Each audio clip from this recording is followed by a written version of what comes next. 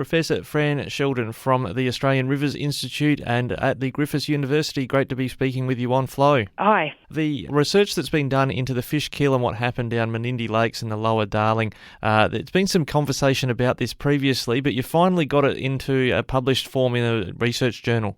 We did. It's been published in Marine and Freshwater Research, which is a CSIRO publication, and the paper's based on the work that we did back in 2019 as part of that independent panel, looking at what caused the fish kills in the Darling River around Menindee at the beginning of 2019.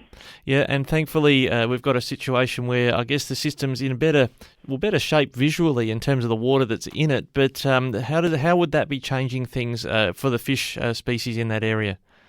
Well, the fact that Menindee's now full again after some smaller flows last year in 2020 and then really big flows this year in 2021 is just awesome.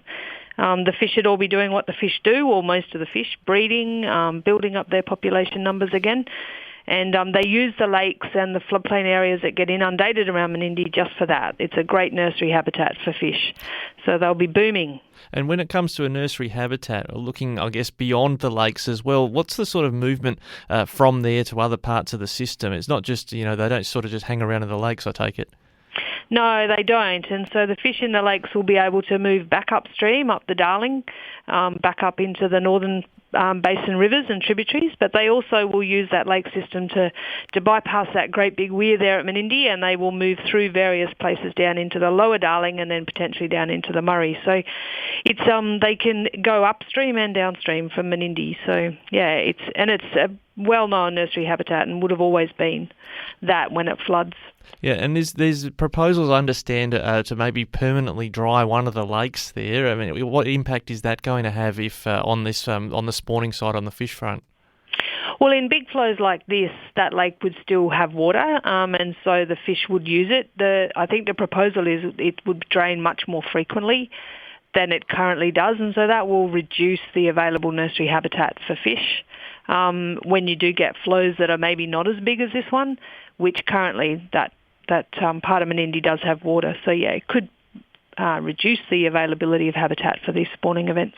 When the research in the report references over-allocation or the history of that in the basin, there's a live sort of debate about floodplain harvesting in the New South Wales Parliament. Just clarify, could you just the comments on over-allocation in that part of the system? Yeah, so I guess the allocation's based on a range of different flow levels within the river systems, and so there's different licences for different levels of flow. And then there's the harvesting that happens for water on floodplains. Because of irrigated agriculture requires water more frequently, I guess, and some of the big flooding events make water available, we tend to find that there's a lot of take on water at lower flow levels, and that's what drives the allocation, over-allocation. So if you look at average flow in a river like the Barwon-Darling, the average is often much higher than what we would call the normal flow or the median flow. So you tend to find that those lower flows are they're harvested probably at a higher volume than is sustainable for the river system. And some of that's probably contributed to the big drying that we had in 2018, 2019, which resulted in the fish kills.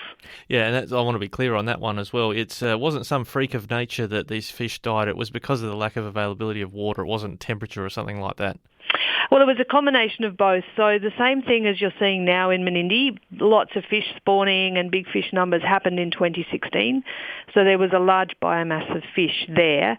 As the system dried down post that 2016 big flooding event into 2017, 2018, the fish all came back from the lakes into the weir pools around Menindee. So you had lots and lots of fish. And then as the drying upstream, those fish got stuck because the channels started to really reduce and dry. And they can't move downstream anymore when they're in those weir pools because they're stuck there by the big concrete weirs. So you had a lot of fish. They were stuck there. It was quite a hot summer. So temperature definitely played a big part. You get stratification of those water bodies when they're still. So if anyone's dived into a swimming pool, it's warm on top, cold at the bottom. It's the same thing. So the fish would have been hanging out in the top in the warmer water, and also there would have been a lot of algae growth, photosynthesis. That's where all the oxygen is. But what we saw is that there was a few times when what happened, those weir pools turned over, so the water mix, the colder bottom water, which is often really low in oxygen, mixed with the surface water, and you get this very sudden depletion of oxygen in the water, and the fish basically suffocate. So it was definitely a temperature effect of the summer and a situation of them being in these weir pools, but the drying was exacerbated by harvesting of water at the low flows in those years after 2016. Yeah, and that's the critical point, isn't it? It's a river system that's sort of irreversibly being changed by settlement, I suppose, and irrigation, but there's always these efforts to get the water through at the right times, and that really comes back to metering, doesn't it, now, and measuring the water and making sure people aren't taking more than they should? Absolutely, and it is. The river system is changed. It'll never go back to a completely free-flowing river like it was, but it is around managing access to flows at different levels and recognising that those low flows and baseline flows are really important for maintaining that river system. So reducing access at those low flow levels and realising that water is there, it needs to be there for the environment. The flow, it used to flow nearly 94% of the time at Wilcannia, which is upstream of Menindee, prior to water resource development in the Northern Basin, and that's dropped right off now, and it's a lot of the time it doesn't flow. Well, that would also explain why I've seen historical photographs of paddle steamers that used to move all the way up to Burke. I think they wouldn't have done that unless they knew the river was usually navigable. Yeah, that's right. They did, and then you also hear the other side that they used to sometimes get stranded in a dry channel, which will also happen. I mean, this is a boom and bust system. It does dry down and it floods, but I think now it's more dry more often than it ever has been before. And look, you see this sort of scenario in other big dryland basins like the Colorado doesn't make it out to sea anymore. Big rivers in Central Asia that are completely dry, the Aral Sea and the rivers that flowed there. So this is something that we're now seeing played out in Australia, this drying of rivers from their bottom up.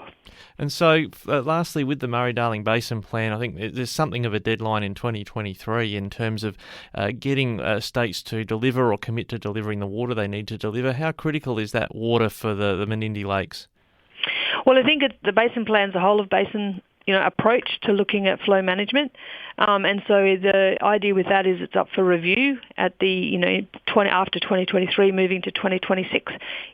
It's a big, what we call an adaptive management plan. So the idea is you look at what's happened in the last 10 years and then recalibrate and look at whether, how positive it's been, where it's worked, maybe adjusting things where it hasn't worked. So yeah, it'll be really important to review what's happening at Menindee in that context as we move into the next phase of the Basin Plan. Well, Fran Sheldon from Australian Rivers Institute and at Griffith University, thanks for spending some time picking that apart for us. Much appreciated. No worries, it was a pleasure.